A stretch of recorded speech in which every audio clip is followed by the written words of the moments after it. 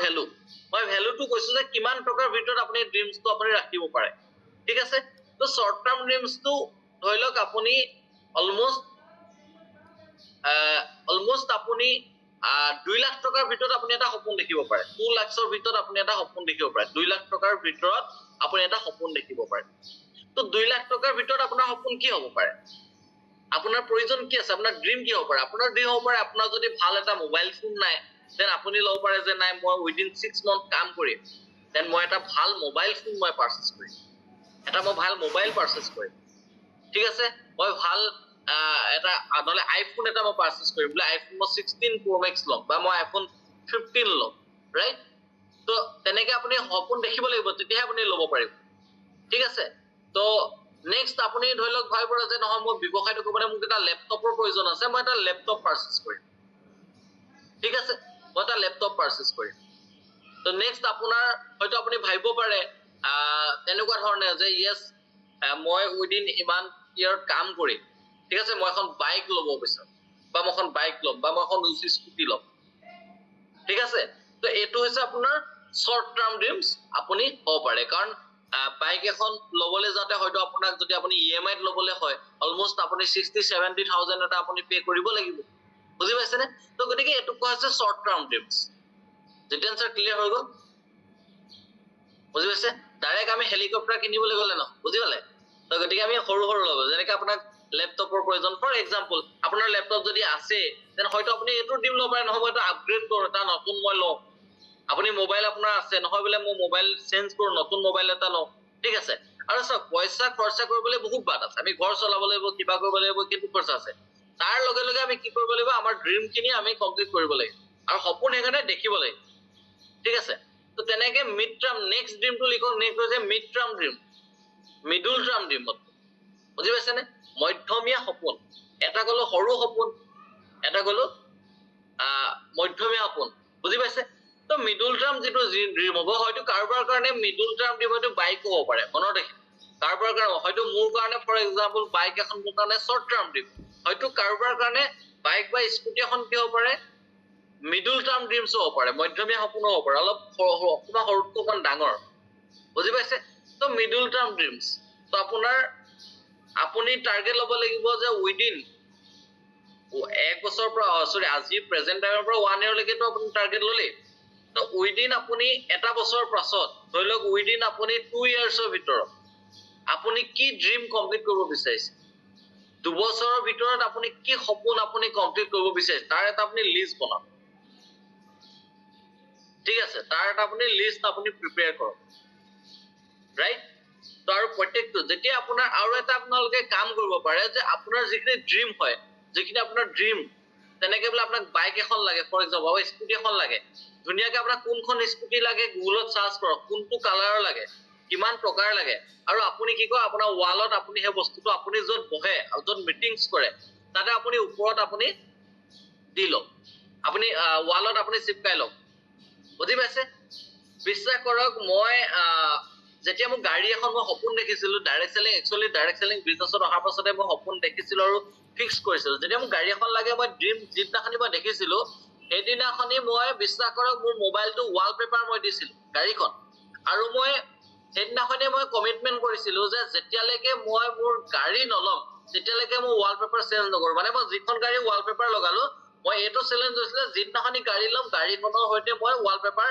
মই ৰাখিম বিশ্বাস কৰক যেতিয়া মই গাড়ীখন কিনিলো কিনাৰ দিনাখনি মই ওয়ালপেপাৰ চেঞ্জ কৰিছো ঠিক তেনেদৰে আপুনি মোৰ WhatsAppৰ যদি প্ৰফাইল পিকটো চাই মোৰ নাম্বাৰ যাৰ যাৰ ওচৰত আপুনি চাব পাৰে তাতে মোৰ লিখা আছে যে next DP with my dream মানে মোৰ নেক্সট যিখন মই আপকামিং মোৰ যেটো সপোন হয় যে মোৰ এখন গাড়ী লাগে অকমান লাক্সাৰি গাড়ী এখন লাগে তাই অকমান ভাল গাড়ী এখন মই লোৱাৰ প্ল্যানিং আছে তে মই তো কমিটমেন্ট দি ৰাখিছো যে মই নেক্সট যেতিয়া মই গাড়ীখন পাৰচেজ কৰিম তেতিয়াহে মই WhatsAppৰ ডিপি ইউজ কৰিম আৰু কাৰ লগত মোৰ গাড়ীখনৰ হৈতে হেল্ল বুজি পাইছে তো গতিকে এনেকুৱা ধৰণৰ আপোনাৰ যিখিনি সপোন এই বস্তুখিনি আপুনি কৰিব লাগিব যদি আপোনাৰ ওয়ালত ধলক আপুনি তেনেকে আপোনাৰ ড্ৰিমটো আপুনি লগাই ৰাখক ঠিক আছে আৰু ড্ৰিম আপুনি যদি কিবা সপোন দেখিছে পাৰিলে আপুনি পাবলিশো কৰিব লাগে কিয় জানে আজি ফৰ এক্সাম্পল আজি যদি ইয়াতে দেৱজিত ছাৰে যদি কয় আজি দেৱজিত ষ্টেটাস লগাইলে যে উইদিন 1 ইয়াৰ ভিতৰত মই গাড়ী এখন লৈ আছো ফৰ এক্সাম্পল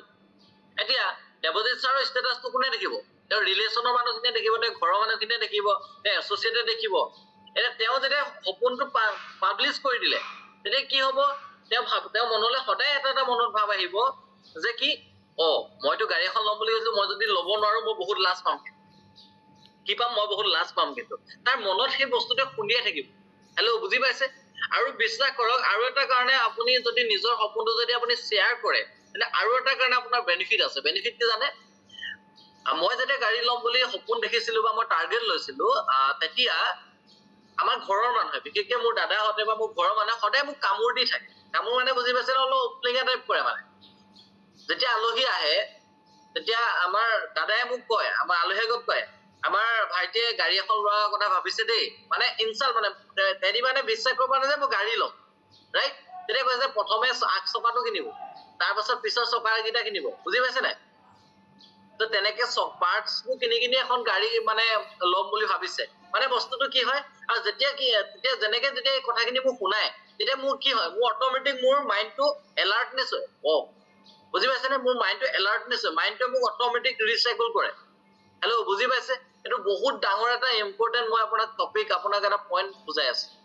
কিন্তু ভাল লাগিছে, ইমান এটা ধুনীয়া টপিকছৰ পৰা আলোচনা কৰিছো, আৰু 34 জন ব্যক্তি কানেক্টেড আছে। তাৰে মাত্ৰ 8 জন ব্যক্তি কেমেৰা অন কৰিছে, বাকী গোটেইখিনি ব্যক্তি কেমেৰা অফ। এতিয়া মই যেতিয়া কেমেৰা কথা কলো, দেখিলে? যেতিয়া মই কেমেৰা কথা কলো, তেতিয়া অন কৰা আৰম্ভ কৰি দিলে, ৰাইট? তো গতিকে এইটো হ'ব নালাগে। ইমান ধুনীয়া টপিক এটাৰ ওপৰত আজি মই আপোনালোকক আহিছো শিকাবলৈ, মই নিজে কেমেৰা অন কৰি, মইতো এটা সময় দিছো ন। যদি আপোনাৰ কাৰণে টাইম উলিয়াইছো, দেন আপুনি কিয় টাইম উলিয়ায়? তেন্তে আমি মৰ্ণিং সেশন বন্ধ কৰি দিম। যদি সকলোৱে কেমেৰা অফে কৰিব লাগে, দেন মৰ্ণিং সেশনটো আমি ষ্টপ কৰি দিম, ৰাইট? ইমান ৰাতিপুৱা শুই উঠি কিয় ইমান কষ্ট কৰো? আমাৰ লিডাৰক যদি 8টা বজাত মিটিং কৰিবলৈ দায়িত্ব দিওঁ, কিয় আমি কৰিব লাগে, ৰাইট? তো গতিকে মই এইটো নকওঁ যে আজি কেমেৰা অফ, ৰেগুলাৰ কৰিব নালাগে। আজি যদি আপুনি কিবা কাৰণত অন কৰিব পৰা নাই, কোনো কথা নাই, ঠিক আছে, কিন্তু সদায় নহয়, ঠিক আছে?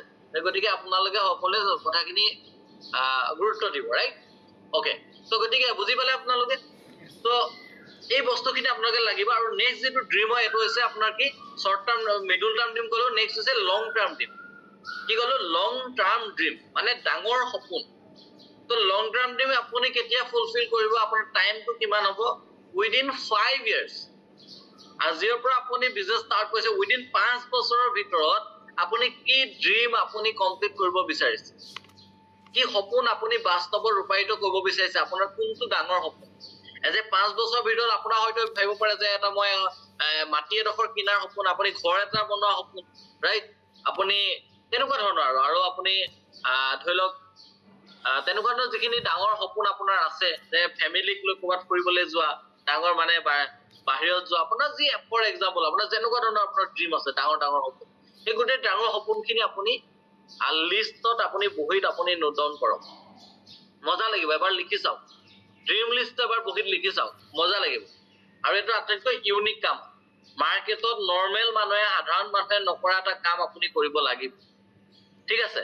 তো এইখিনি যদি কৰে, দেন দেখিব আপুনি ব্যৱসায়টো কৰিবলৈ আপোনাৰ আপলাইনে কেতিয়াও চিঞৰিবলগীয়া নহয় যে ফিল্ডত যাওক, টিম বনাওক, নেটৱৰ্ক বনাওক, জুম মিটিং আহক, এইখিনি কেতিয়াও আপুনি ক'বলগীয়া নহয়। আপোনাৰ টিমে অট'মেটিক এইখিনি কৰিব, বা আপুনিও অট'মেটিক আপুনি চিষ্টেমত আহি যাব। আপুনি হাৰ্ড ৱৰ্ক কৰিবলৈ আৰম্ভ কৰিব, বিকজ অফ কি? আপোনাৰ ড্ৰিম। কাৰণ সেইসকল ব্যক্তিয়ে জীৱনত হাৰ্ড ৱৰ্ক কৰে যিসকল ব্যক্তিৰ সপোন থাকে। মই আকৌ কৈছো যে জীয়াই থাকিবৰ কাৰণে আপুনি সংগ্ৰাম কৰিব দৰকাৰ নাই, ৰাইট? তো মানুহে সপোন বাস্তৱত ৰূপায়িত কৰিবৰ কাৰণে মানুহে সংগ্ৰাম কৰে, ঠিক আছে? তেনেকে আপোনাৰ 1 উইকৰ ড্ৰিমটো হ'ব পাৰে, শৰ্ট টাৰ্ম ড্ৰিমছত, যে এইটো উইকত মই কি কৰো, টপ 10ত মই আনো, বুজি পাইছে নে? এইটো মাহত মই ইমান টকাৰ ইনকাম কৰো, সেইটো এটা আপোনাৰ ড্ৰিম হ'ব পাৰে, মনত ৰাখিব, ঠিক আছে? ইনকমৰো আপুনি ড্ৰিম ল'ব পাৰে, ঠিক আছে? ড্ৰিমাৰ্ছ ইণ্ডিয়াত মই কেপিঙত যাব বিচাৰো, এইটো আপোনাৰ ড্ৰিম হ'ব পাৰে। মই এটা উইকত মিনিমাম 60-70 হাজাৰ টকা ইনকাম কৰিব বিচাৰো, এইটো আপোনাৰ ড্ৰিম হ'ব পাৰে, মনত ৰাখিব, ঠিক আছে? তো গতিকে এই গোটেই বস্তুখিনি, এই ড্ৰিম লিষ্টটো আপুনি প্ৰথম তৈয়াৰ কৰক। মই আজি 2টা লিষ্টৰ ওপৰত ক'লো, আকৌ নেক্সট আমি আৰু বেলেগ টপিকৰ লগত কথা পাতিম, বেচিক্সৰ লগত। কিন্তু এই 2টা বস্তু আপুনি ক্লিয়াৰ কৰক। এটা ক'লো কি হোৱাই লিষ্ট, এটা হৈছে ড্ৰিম লিষ্ট। হোৱাই লিষ্টত কি আহিব? Why direct selling and why dreamers India. আপুনি ডাইৰেক্ট সেলিং ব্যৱসায় কিয় কৰিব লৈছে বা কিয় কৰিছে ঠিক আছে তো আপুনি কিয় ড্ৰিমাৰ্ছ ইণ্ডিয়া কোম্পানীত আপুনি কোম্পানী কৰিছে বিজনেছ কৰিছে ঠিক আছে ইয়াৰ পইণ্ট খিনি আপুনি নোট ডাউন কৰিব নেক্সট আপুনি ড্ৰিম লিষ্টত গম পালে short term dreams middle term dreams and long term dreams এই দুটা লিষ্ট মোষ্ট ইম্পৰ্টেণ্ট আৰু অল সিনিয়ৰ লিডাৰ্ছ তো আপোনালোকে এই লিষ্ট কেইটা মেইনটেইন